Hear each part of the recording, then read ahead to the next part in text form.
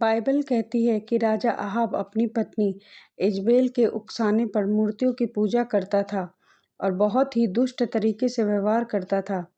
राजा Ahab के महल के पास एक अंगूर का बगीचा था जो नाबोत और उसके परिवार का था। अहाब ने नाबोत से कहा, मुझे अपना यह बगीचा दे दो ताकि मैं इसे सब्जियों का बगीचा बना सकूं। इसके बदले मैं तुम्हें इससे अच्छा बगीचा दूंगा या जितनी कीमत इसकी है उतने पैसे दे दूंगा।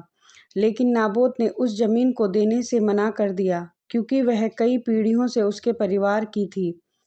तब अहाब घर आया बहुत उदास और क्रोधित होकर, क्योंकि नाबोत ने उसे वह चीज़ देने से मना कर दिया था जो वह चाहता था। वह अपने बिस्तर पर मुंह फेर कर लेट गया और खाना खाने से भी मना कर दिया।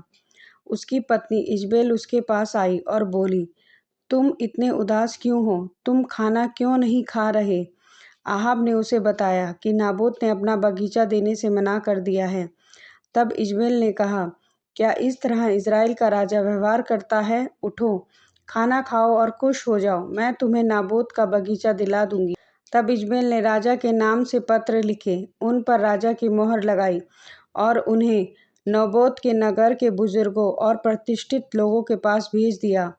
उन पत्रों में उसने लिखा, उपवास का एक दिन घोषित करो और नाबोत को लोगों के बीच एक प्रमुख स्थान पर बैठाओ। फिर उसके सामने दो दुष्ट लोगों को बैठाओ जो उस पर यह आरोप लगाएं कि उसने परमेश्वर और राजा दोनों को शाप दिया है। इसके बाद उसे बाहर ले जाकर पत्थरों से मार डालो। नगर के बुजुर्गों और प्रतिष्ठित लोगों ने उपवास का दिन घोषित किया और नाबोत को लोगों के बीच प्रमुख स्थान पर बैठाया। दो दुष्ट लोग उसके सामने बैठ गए और उन्होंने झूठा आरोप लगाया कि नाबोत ने परमेश्वर और राजा दोनों को शाप दिया है। तब नाबोत को नगर के बाहर ले जाकर पत्थरों से मार डाला गया।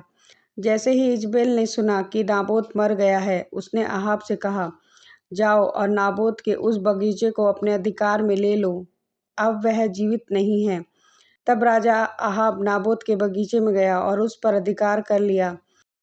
लेकिन परमेश्वर अहाब को इस बुरे काम के लिए बिना दंड के नहीं छोड़ने वाला था। उसने भविष्यवक्ता एलिय्याह से कहा कि वह नाबोत के बगीचे में जाकर राजा के लिए एक संदेश सुनाए। जब अहाब ने एलिय्याह को देखा तो उसने कहा, तो मेरे शत्रु, क्या तुमने मुझे ढूंढ लिया है? एलिय्याह ने कहा, क्या तुमने एक मनुष्य की हत्या करके उसकी संपत्ति पर अधिकार नहीं कर लिया?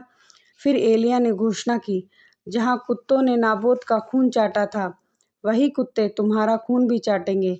परमेश्वर तुम पर विपत्ति लाने वाला है और तुम्हारे वंश को समाप्त कर देगा।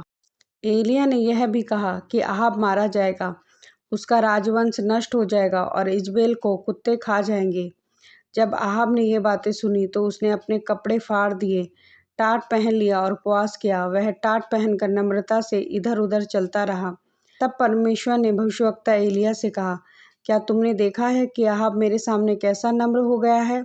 क्योंकि उसने अपने आप को नम्र किया, इसीलिए मैं उसके जीवन काल में यह विपत्ति नहीं लाऊंगा, परंतु उसके बेटे के समय मैं यह विपत्ति उसके परिवार पर लाऊंगा। 3 वर्ष बाद अहाब युद्ध में मारा गया। उसका पुत्र अहज्याह राजा बना, लेकिन वह एक दुर्घटना में मर गया। उसके बाद उसका भाई यहोराम राजा बना। यहोराम को उसकी सेना के सेनापति येहू ने तीर मारकर घायल किया और आदेश दिया कि उसके शरीर को उसी भूमि पर फेंक दिया जाए जो नाबोत की थी।